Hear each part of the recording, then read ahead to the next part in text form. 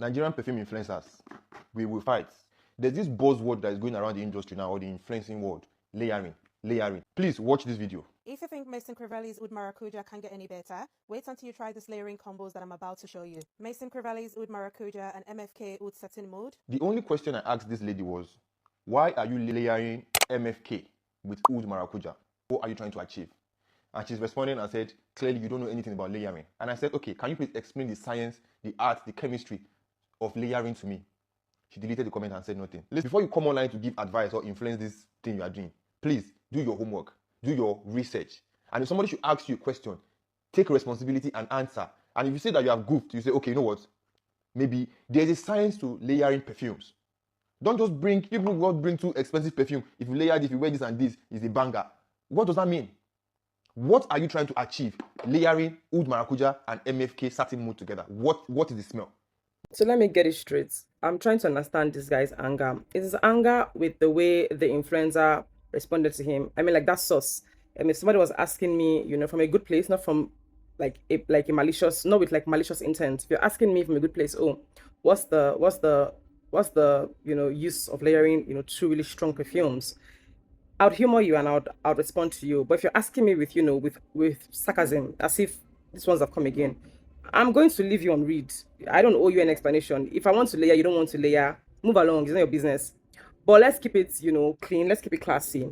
I, for one, would not layer Oud Maracuja with, you know, Oud Satin Mode, and that's just my personal preference. But, you know, anybody else could do it. That's fine. I mean, they're both two strong perfumes. They are both two, you know, Oud-based perfumes, but like there are different kinds of, you know, Oudi perfumes, if that makes any sense. Oud Maracuja is a fruity, leathery Oud perfume. It's even more leather to me than oud, but then it's just me. You know, it's very spicy. It's leathery, it's oudi, but then it has a lot of, you know, fruits in it, mostly like the passion fruit. So like it's citrus, but like really jammy sweet fruits with the leather and with the oud. And then you have, you know, Oud Satin Mode that is, you know, this piercing and trailing, clean, you know, oudi rose. And I'm talking like very strong rose, like Bulgarian rose, or like, you know, Madagascar rose. They're bold. They're like very in your face kind of, you know, bubbly, busty type pink roses. I call them like mature masculine rose. So you have like a very beautiful blend of like rose and oud combination going there. So she might want like the fruity and the rose elements, you know, to come together. It can work. If she's doing like 2 sprays of both, it's going to be beautiful. So I have a problem with when people, you know, ask what's the point of layering expensive perfumes. What does that mean? What does that mean? And when they say, oh, you know, why are you layering because your perfumes are no long lasting? Who said? First off, the art of layering, I'm going to speak for myself. I love to layer because it's, to me, you're trying to create something different from like the norm. Everybody already knows, for example, what maracuja smells like. Everybody knows what hibiscus mahajat smells like.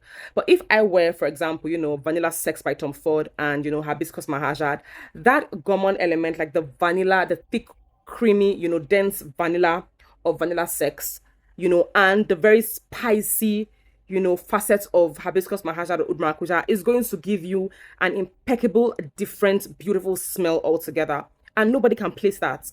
That's when you're going to get the, oh, what are you wearing question. If you're wearing Oud Maracuja right now in this Lagos, where you don't cast, everybody knows. In short, they are dupes. So everybody knows what you're wearing already. That's very common. That's boring. That's very predictable. Nobody likes to do predictable anymore. You know, if you're wearing like a straight out vanilla perfume, everybody knows. But if you're layering 2 of your very beautiful perfumes together, nobody knows what you're wearing and they want to know. Like, they're curious. That's why I layer. When I layer a mean duo or I layer a mean trio, people are going to ask questions. I'm going to leave my thrill when I enter your car. When you hug me, my smell is going to remain on you. I can tell you for a fact. So people don't layer because their perfumes are expensive. The fact that the perfume is expensive doesn't mean that it's going to give you everything you want in it.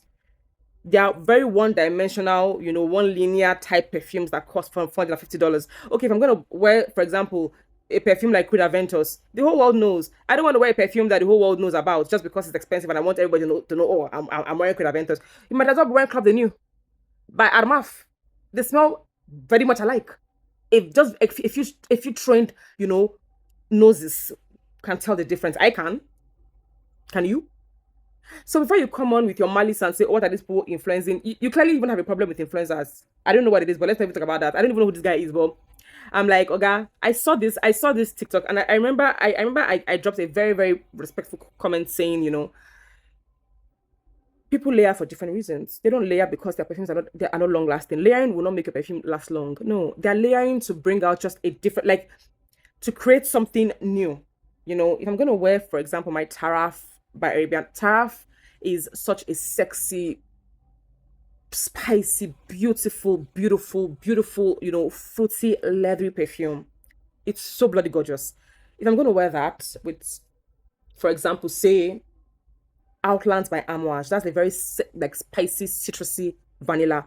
If I wear both together, mad.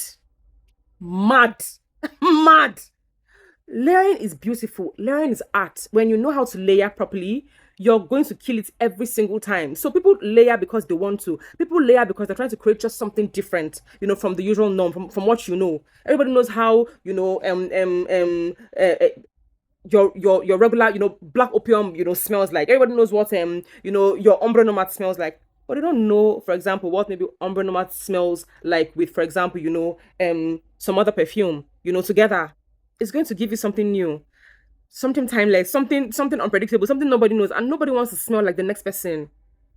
I get it. So people are on an ego trip, maybe like this guy and the person who commented, oh, why would you be wearing a $450 perfume and you're still layering? Who told you I'm layering because the perfume is so expensive? I have perfumes worth way more, and I'm going to layer it with another perfume, maybe even a budget friendly, and they will bang, and you will compliment me. I wore my let me know, too many things to get skip, but basically what I'm trying to say is layering is not for everybody. I mean, it should be, but then if you don't like it, that's fine. But I have a problem when people, have a misconception about it, and then they're loud and wrong. I'm seeing things like, oh, you're layering perfumes because they're no longer lasting. That's not true. I'm seeing things like, oh, why should you layer your expensive perfume? Why should I buy Baccarat Rouge? Is expensive. I'm not gonna wear it alone, not in this day and age. But if you're wearing that kind of perfume that is very mass appealing, a saffron based, one dimensional Ambroxian perfume, if you're gonna wear it with, for example, like a stripped down leather, like for example, Ignite Oud, or you're wearing it with just, I don't know, just something different. The two of them, like the two different components will come together and give you just something magical. I like to layer.